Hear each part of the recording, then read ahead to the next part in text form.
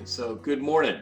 And I'm Clarke Englund, the Sunday school teacher for the adult Bible class at New Braunfels Bible Church. And we're going through the book of Isaiah. And last week we talked about Isaiah 34 and 35, the last two chapters in a section that was discussing how God was the master over the nations.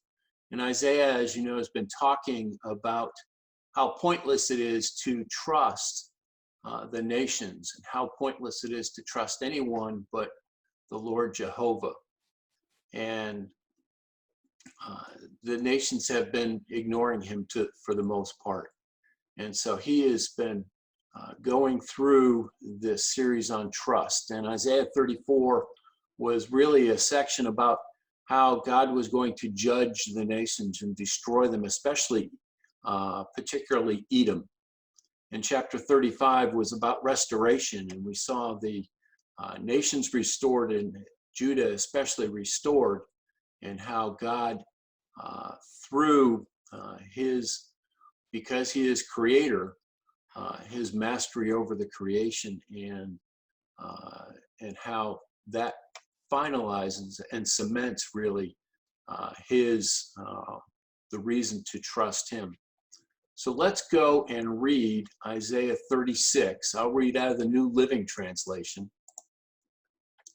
And so it says, in the 14th year of King Hezekiah's reign, King Sennacherib of Assyria came to attack the fortified towns of Judah and conquered them. Then the king of Assyria sent his chief of staff from Lachish with a huge army to confront King Hezekiah in Jerusalem. The Assyrians took up a position beside the aqueduct that feeds water into the upper pool, near the road leading to the field where cloth is washed. These are the officials who went out to meet with them: Eliakim, son of Hilkiah, the palace administrator; Shebna, the court secretary; and Joah, son of Asaph, the royal historian. Then the Assyrians' king's chief of staff told them to give this message to Hezekiah. This is what the great king of Assyria says. What are you trusting in that makes you so confident? Do you think that mere words can substitute for military skill and strength? Who are you counting on that you have rebelled against me? On Egypt? If you lean on Egypt, it will be like a reed that splinters beneath your weight and pierces your hand. Pharaoh, the king of Egypt, is completely unreliable. Perhaps you will say to me, we are trusting in the Lord our God. But isn't he the one who is insulted by Hezekiah? Didn't Hezekiah tear down his shrines and altars and make everyone in Judah and Jerusalem worship only at the altar here in Jerusalem? I'll tell you what, strike a bargain with my master, the king of Assyria. I will give you 2,000 horses if you can find that many men to ride on them. With your tiny army, how can you think of challenging even the weakest contingent of my master's troops, even with the help of Egypt's chariots and charioteers? What's more, do you think we have invaded your land without the Lord's direction? The Lord himself told us, attack this land and destroy it. Then Eliakim, Shebna, and Joah said to the Assyrian chief of staff, please speak to us in Aramaic, for we understand it well.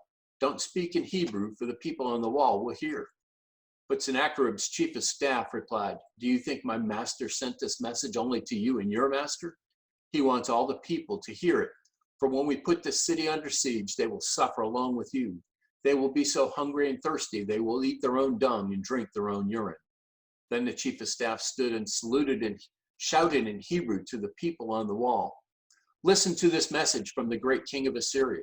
This is what the king says. Don't let Hezekiah deceive you. He will never be able to rescue you. Don't let him fool you into trusting in the Lord by saying, the Lord will surely rescue us. This city will never fall into the hands of the Assyrian king. Don't listen to Hezekiah. These are the terms that the king of Assyria is offering. Make peace with me, open the gates and come out. Then each of you can continue eating from your own grapevine and fig tree and drinking from your own well. Then I will arrange to take you to another land like this one, a land of grain and new wine, bread and vineyards. Don't let Hezekiah mislead you by saying, the Lord will rescue us. Have the gods of any other nations ever saved their people from the king of Assyria? What happened to the gods of Hamath and Arpad? What about the gods of Sepharvaim? Did any god rescue Samaria from my power? What god of any nation has ever been able to save its people from my people? So what makes you think the Lord can rescue Jerusalem from me? But the people were silent and did not utter a word, because Hezekiah had commanded them, do not answer him.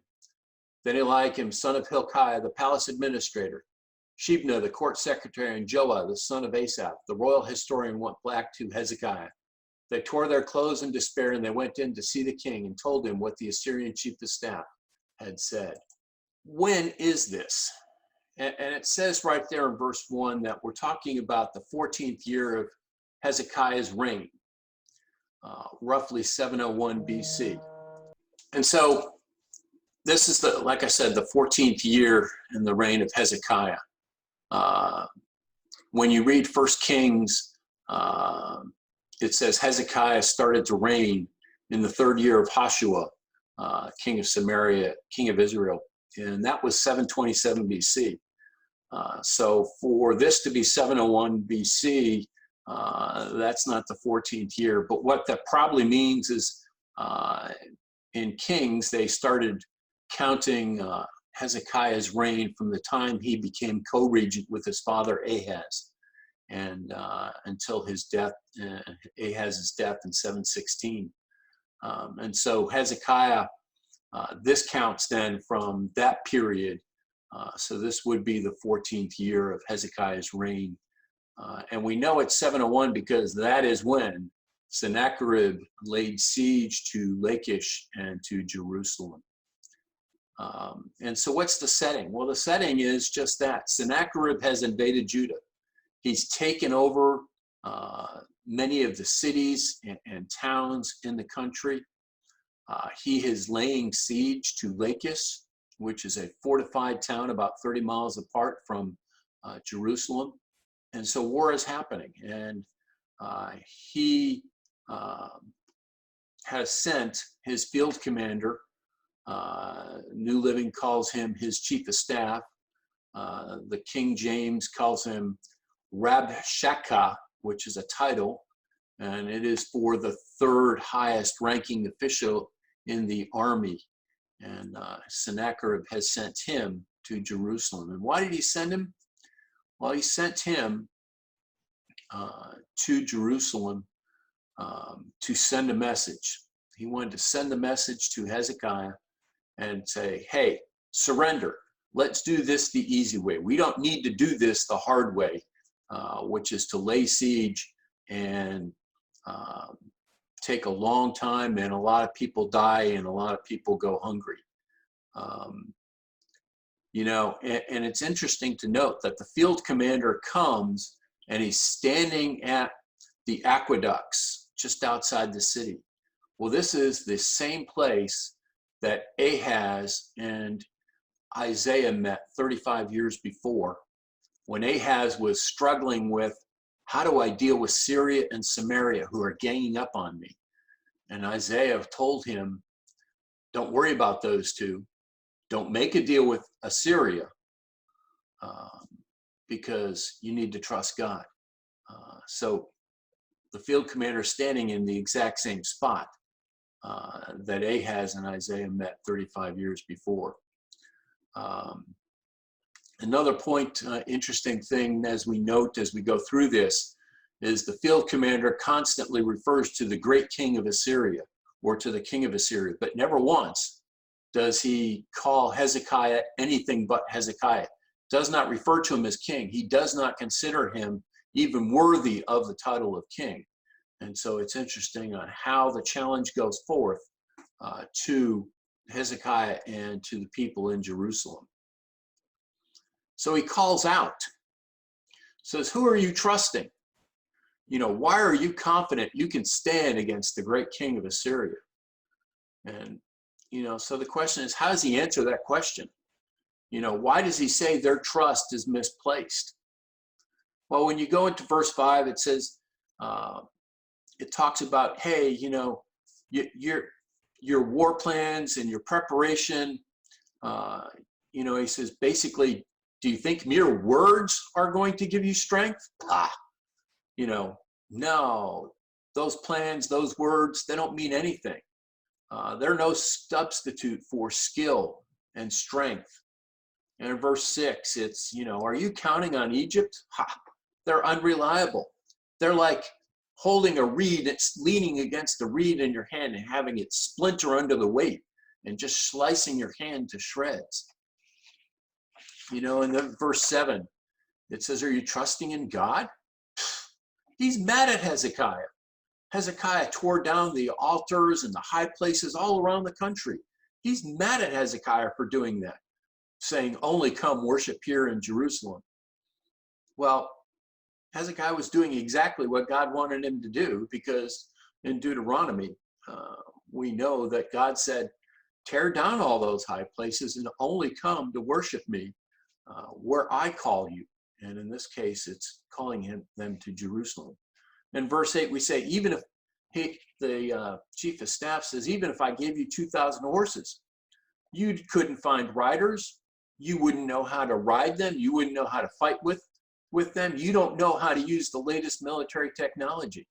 So you couldn't stand up to the least of King of Assyria's little platoons or troops or regiments, or however he phrased it. But it's, the least of our army could handle you riffraff. And in verse 10, he says, oh, by the way, the Lord your God told us to attack and destroy you. Now, how's that for turning the tables on them? And then verses 14 and 15, he says, don't trust Hezekiah. He's a fool. He doesn't have a clue as to how to deal with the great king of Assyria. And verse 16, he says, make peace. We'll take care of you. He says, instead of going under siege where you're going to be forced to drink your dung, eat your dung and drink your own urine, surrender to us. Open the gates, come on out, and we will let you eat from the gardens that you've planted. And when we take you away, we'll take you to a place of a land of grain and wheat and vineyards, and it will all be great. And then in verse 18, he says, don't trust God. Up above, he says, why are you trusting God? God's mad at Hezekiah. And then he said, God told us to attack you. Now he says, don't trust God. And don't trust God because none of the other gods could stand against the great king of Assyria. And so what makes you think that your God will do any differently? He's speaking the whole time in Hebrew. And he's speaking in Hebrew because he wanted everyone on the walls in the town to hear him and to be afraid of what was going to happen. You saw that the three emissaries came out and said, hey, speak in Aramaic. We understand you. Don't speak in Hebrew. And he says, no. This message is for everybody. You've got to listen to me. Rise up and throw your leadership out so that we can do this the easy way. You can surrender. And but what's wrong with his logic and his arguments? First, he says his king is greater than God. Well, we know that God is greater than any man and greater than any king. And as I said earlier, Hezekiah destroyed the high places to be obedient to Deuteronomy 12:2-5. Talk about God's command to Moses going into the land, destroying the high places, destroying the altars of all the pagans. And Hezekiah had been true to God in obeying them. Sennacherib's chief of staff, his field commander, is basically lying to them. We'll give you a nice place to live, and we'll take care of you and feed you. But realistically, what happens is they deport the people out of their homeland and put them in other places, and they become slaves. And they're treated worse than what, I don't know what worse is, but they treat them poorly. There is no having fig trees and vineyards that they can eat from.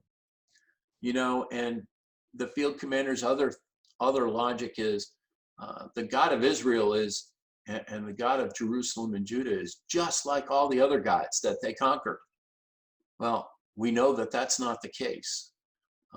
The God of Israel is not like the other gods. He is not like the little g gods. He is the God creator, and he is in control of all. Well, how did the people, the guards, and Hezekiah's emissaries respond? They responded in silence. Hezekiah had told them to be silent, not to answer. That was wise on his part. Don't get into a shouting match. Don't get into an argument. Don't make it worse.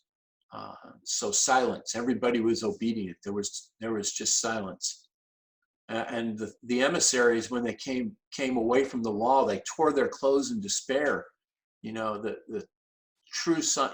It's just we talk about pulling our hair out and just the Home Alone kid going but really total despair and frustration at how things are going with this invasion by Sennacherib. Remember, they'd paid Sennacherib off, and he turned around, kept their money, and came back. And we've talked about that in the past as to how Sennacherib was going to end up giving everything back, and that is coming. So what do we get for the lessons for us today? Isaiah 36, it's a historical incident. It's not the prophetic writings that we've been seeing up until this point, but this is a point in time. Again, I think Isaiah is trying to prove his point about who to trust. And it really is still about where do we put our trust. And we see that Satan uses deceit. He's using that field commander to deceive and disrupt life in Jerusalem. And he still uses that to entice us today. He tries to deceive us into sinning, to going against the laws of God and his commandments. And so he still uses that to entice us today and pull our trust away from God. And our God is not like the gods of this world. He is not like the American Idol that we might watch on TV. He's not a God of fame and fortune and stepping on other people. God is the God creator. He is God of the universe. He is bigger. He is God. There's no other God. And so he is not like the little gods of this world. And that's a big lesson for us to remember. And we need to, he's looking for us to trust him in the small things. When we trust him in the day-to-day things as we go along, our ability to trust him in the big things, when crisis happens, we're much more able to do so, to trust him. We've been going through this pandemic. It's easier to trust him with the big picture things going on around us because we've trusted him day to day to provide for us. Our necessities, our housing, food, lodging, cars, all those little things, just waking up and getting up and having breakfast. Trusting him in the small things prepares us to trust him in the big things. And we've seen that over and over in our lives, and we see that in scripture too. So Hezekiah has been obedient. He's been obedient. He's followed God through his life, and this crisis is happening. And so he's ready and able to trust God during this big crisis. We never saw that in his father or his grandfather, and we won't see that in the kings that follow when Babylon comes knocking at the door. But Hezekiah, the greatest world power, is knocking at his front door saying surrender. And Hezekiah is trusting God, and we're going to see that in the next couple weeks as we go through the lessons. Hezekiah has been prepared, and he's ready. And are we prepared for the crises as they happen? How are we dealing with our current crisis? So, appreciate your attendance and patience. Thank you for studying with us, and hope to see you next week.